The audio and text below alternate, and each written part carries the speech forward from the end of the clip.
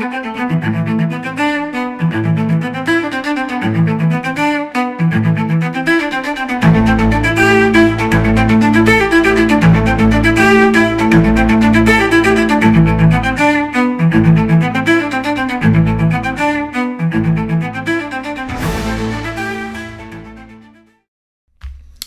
y a Tanguy, ça c'est le jeune, et puis il y a l'ancien, c'est Philippe de Villiers.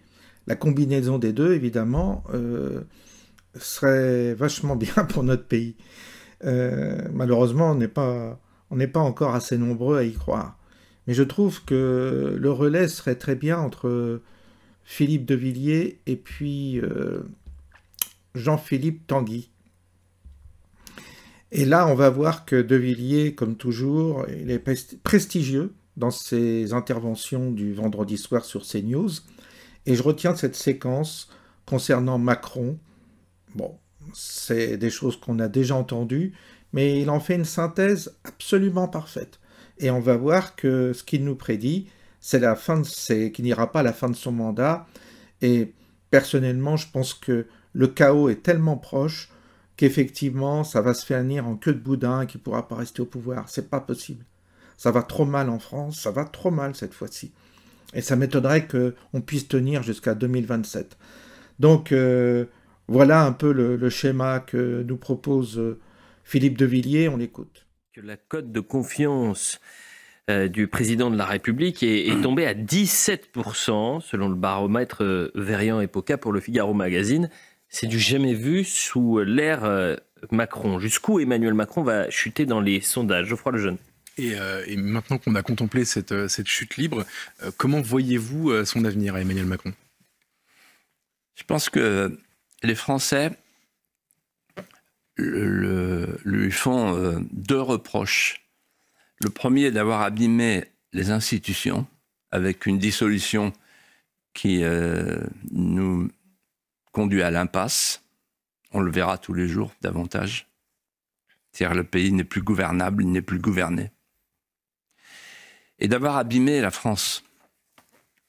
Il a abîmé l'État régalien, il a supprimé le corps préfectoral et le corps diplomatique, c'est-à-dire les deux poutres maîtresses de la souveraineté interne et de la souveraineté externe.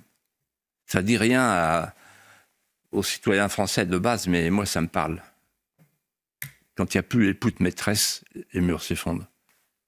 Ensuite, il a touché à la société, c'est-à-dire il a trituré la société, il a touché à la vie, à la mort, à la transmission, à la filiation. Il est faustien et prométhéen, c'est-à-dire il joue avec le feu, comme Prométhée, il joue avec la vie, comme Faust. C'est l'oubris. Sicut Dei Eritis, vous serez comme des dieux. C'est un joueur. Et puis enfin, il a touché à la nation. Il a abîmé la nation avec ce fantasme de souveraineté européenne qui ne nous permet plus aujourd'hui de faire face à nos problèmes de sécurité et à nos problèmes budgétaires. Je pense que Emmanuel Macron ne finira pas son mandat. Et je pense que la chute probable et prochaine du gouvernement Barnier l'entraînera. Il n'y a plus de solution.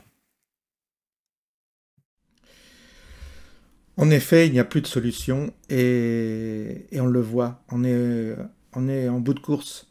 On a tout épuisé et les recettes anciennes ne fonctionnent plus. Donc il va falloir innover. Il va falloir s'engager. Il va falloir que des jeunes prennent le relais. Et là, on a vu ces deux jeunes journalistes qui sont très bien et qui peuvent très bien, à l'aune de ce qu'ils vivent en ce moment, et notamment inspirés par Philippe de Villiers, qu'ils écoutent attentivement, dont ils sont visiblement, on voit bien qu'ils sont marqués par son discours, mais il faut espérer que ces jeunes journalistes vont travailler à reformater les esprits qui sont gangrénés ou qui sont corrompus par le wokisme et par cette maladie du nihilisme dans laquelle nous entraîne la gauche cosmopolite. Donc il faut retrouver, si vous voulez, à travers certaines traditions et certains facteurs qui constituent notre histoire. Il faut retrouver notre équilibre et réimposer, si vous voulez, une pensée qui s'incarne dans la matière et qui en même temps nous élève vers le spirituel. Tout cela est possible sans redevenir des bigotes et des grenouilles de bénitier. Tout cela est possible avec, je dirais, des gens qui sont inspirés et qui peuvent peut-être nous sortir de là. En tous les cas, nous sortir dans les médias, non, mais pour plus tard.